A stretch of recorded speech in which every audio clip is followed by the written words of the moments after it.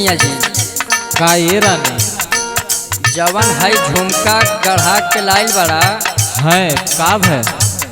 जब पेन के जाइला अच्छा त सोनारा बेरी बेरी हमके देखा त ये राजा का कहा था बोला तहला सुना सुनावा।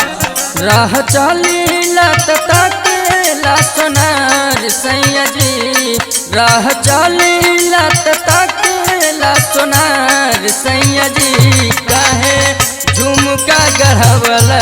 उधार सैया जी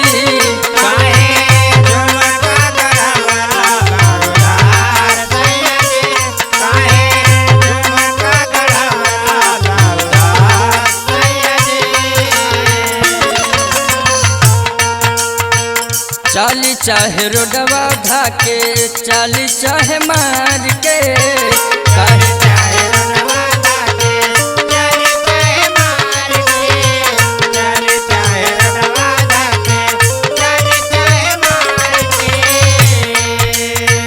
चाली चाहे रोडवा धाके चाली चाहे मार के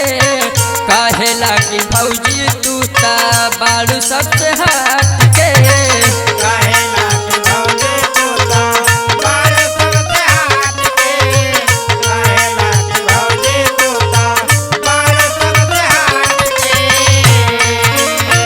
चाली चाहे रोडवा धाके चाली चाहे मार के काहे लागी तू ता भौजी बाड़ू सबसे हट के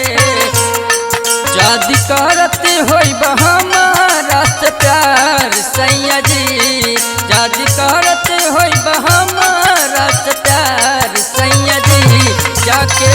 आजुए चुका दा उधार सैया जी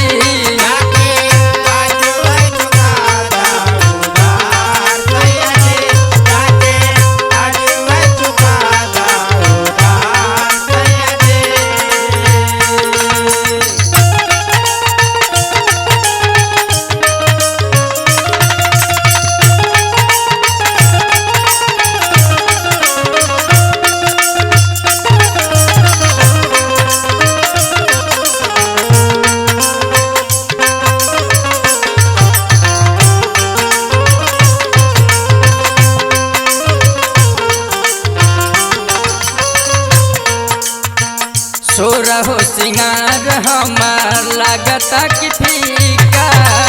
सोरा हो सिंगार हमार लागता कि फीका